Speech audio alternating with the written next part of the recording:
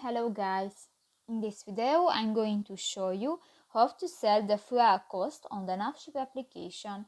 But first of all, I just want to mention, please don't forget to subscribe to our channel because at 100,000 subscribers we are going to show you our YouTube revenue statistics and growth strategy, how to make money online. So let's jump into it. First of all, open the application on your device. Tap to the three lines at the upper left corner of the screen and go to the second option, the My Boat.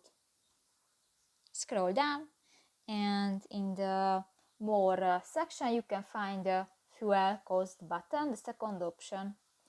And just drag it the circle to the number that suits you, and if you don't, click to the OK.